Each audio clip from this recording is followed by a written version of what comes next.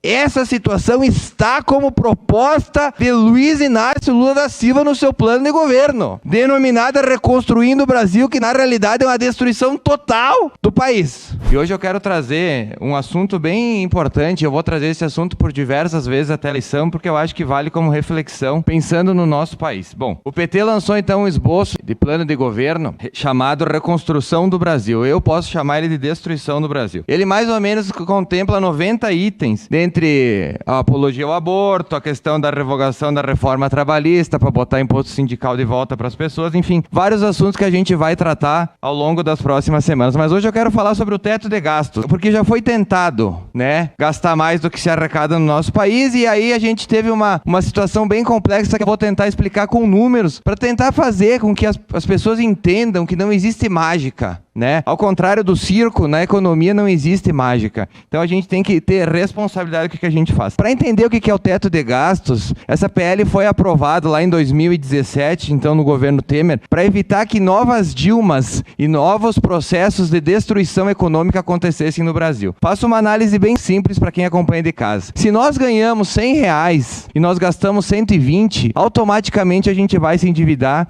e vai entrar numa situação muito difícil na nossa casa. Isso vale também para o governo federal, estadual e municipal. Então vamos a alguns números, né, para entender o que acontece. Bom, nós podemos ver então o déficit primário brasileiro. O que é o déficit primário, para se entender? É exatamente essa conta que eu passei para vocês agora. O governo arrecada 100, gastou 120 e tem um déficit primário de 20. Mas ao contrário das pessoas, famílias que podem ir ao banco pegar emprestado, o governo ele imprime moeda, ou seja, ele simplesmente coloca dinheiro a rodo no mercado. Mais moeda, isso gera mais dívida pública, mais pagamento de impostos e automaticamente mais inflação. E também a gente vai ver ali na frente que vai ter outros problemas. Então aí pelos números vocês podem ver que no fim do governo Dilma, o caos foi instaurado no Brasil com um déficit primário recorde, nunca antes visto na história desse país, né? E para vocês entenderem, o déficit primário, ele é na realidade antes de nós considerarmos o pagamento dos juros da dívida. Normalmente nós temos que ter superávit para conseguir pagar os juros da dívida, para que a gente não tenha um processo inflacionário descontrolado. No segundo gráfico, então, a gente tem aí o déficit nominal e o resultado primário. Para vocês entenderem, ali está o ano de 2014 e 2015, que é o recorrente das políticas econômicas de gasto desenfreado do governo. A gente tem esse caos que vocês podem ver. O governo arrecadou X, gastou X vezes 10. Então, obviamente, isso vai trazer outros impactos para o Brasil. Nesse gráfico, a gente tem o gasto que tem com saúde, educação, segurança, juntamente com os gastos da dívida pública, pagamento de juros. No terceiro, então, pessoal, a gente tem daí o crescimento do PIB. Como vocês podem ver, ele está por trimestres ali. O Brasil, em 2014, 2015, ali no governo Dilma, ele conseguiu o impossível. Dilma Rousseff, gastando mais do que arrecada, conseguiu que o Brasil tivesse o maior número de trimestres em recessão. Para se ter um paralelo disso, nem na crise de 1929 o Brasil teve uma situação tão delicada como a implantada no governo do PT. Então aí são números, né? A gente não está discutindo ideias, vereador Cadore, a gente está discutindo números, mostrando números. Quando a gente passa do PIB por trimestre para PIB anual, a gente consegue comprovar que gastar mais do que se arrecada, ou seja, tirar o teto de gastos, uma das 90 propostas do PT para destruir o Brasil, ele causa mais dano do que uma pandemia. Aí tem números dos PIB dos últimos 2 anos do governo Dilma, que Dilma estava à frente do Brasil. Menos 3,5 e menos 3,3. Na pandemia, nós tivemos um ano de encolhimento 3,9. Ou seja, somando os 2 anos de desastre no governo do PT, não chegou a ser tão drástico quanto a pandemia. Só para a gente ter uma noção. Só que a pandemia foi algo mundial. Quando a gente olha os números, por exemplo, do mundo em 2015 e 2016, ao contrário do Brasil, o mundo crescia a 2,9 e a 2,6. Ou seja, não dá para culpar o planeta Terra pelos equívocos feitos no governo do PT. Outro dado interessantíssimo que eu adoro lembrar é que na crise de 29, vereador Fantinel. Na crise de 29, que está em todos os livros que a gente pode ler sobre economia. Nós tivemos, em 1930, uma queda do PIB de 2,1 e em 1931 de 3,3. Ou seja, gastar mais do que se arrecada, que é o que o PT está propondo, é pior do que a crise de 29 e é pior do que uma pandemia. Isso quem está falando não é o Marcon. Isso quem está falando é a história econômica. No próximo gráfico, a gente tem então a questão de arrecadação do governo. A receita durante os últimos 2 anos aí do PT no poder, ela conseguiu ser menor, né, ter um encolhimento maior do que a própria pandemia, onde nós ficamos em casa, caros colegas.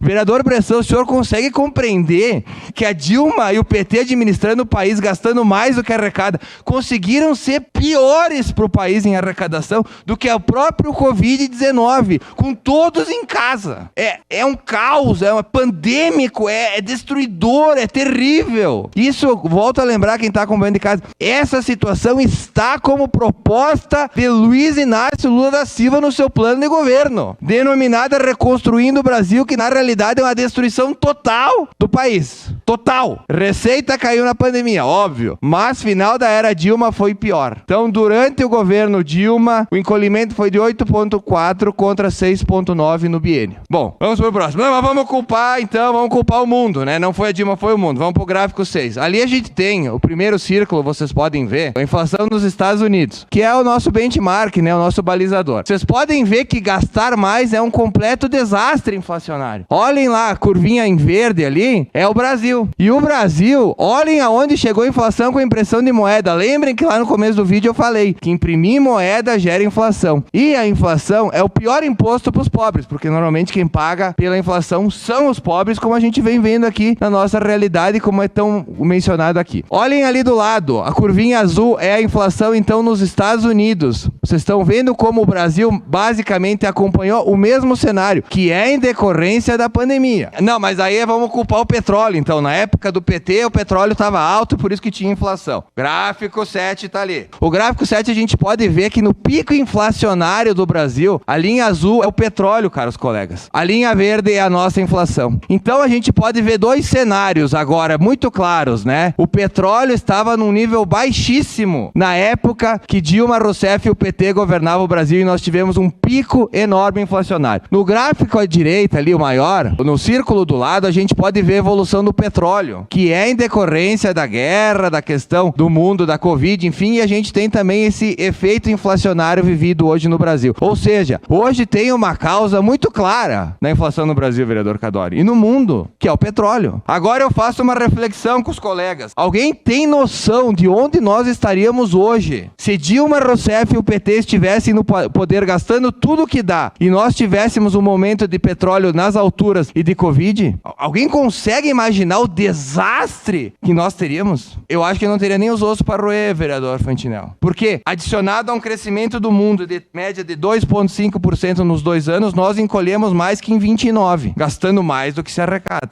Eu volto a frisar, isso são números, isso são dados. Se fala muito de desemprego, né, que não, no governo do PT, que gastava mais do que se arrecadava ali. Vamos lá, esse ali, o pico de 13,9 é o fim do governo Dilma, é o reflexo do que foi a gastança. Além da inflação, que por óbvio gera perda de poder aquisitivo, a gente teve então 13,9% de desemprego. Depois vinha caindo, depois do teto de gastos, com a volta da confiança, com o afastamento dos irresponsáveis que administravam o Brasil, a gente tinha um ciclo de baixa, que depois pelo fique em casa, a gente teve um pico e agora a gente tem mais uma vez uma queda na questão do desemprego. Aliás, é o melhor momento desde que Bolsonaro assumiu na questão do desemprego. A gente está em 10,5%, ao contrário do fim do governo Dilma ali, que chegou a quase 14%. Então, assim, política e economia muitas vezes não andam junto, mas deveriam. Propor o impossível pode enganar alguns, mas vai cobrar preço de todos. Então, nos próximos dias eu vou trazer também sobre a questão da tirar a reforma trabalhista, a gente vai falar também sobre o aborto. Eu acho que a gente tem que tratar com seriedade a candidatura. Todo mundo sabe que o cara é corrupto, todo mundo sabe de tudo, mas existe algo que é muito mais sério, que é a destruição do nosso futuro com tais medidas. A Argentina, ela está emitindo moeda descontroladamente. Ela é a nossa vizinha. A gente tem um exemplo aqui do lado para não seguir. A inflação na Argentina hoje é de 55% e o desemprego altíssimo. O nível de pessoas da miséria é de 42%. Então, meus amigos, caros colegas, pessoal que acompanha de casa, é uma irresponsabilidade votar em alguém que quer destruir o Brasil.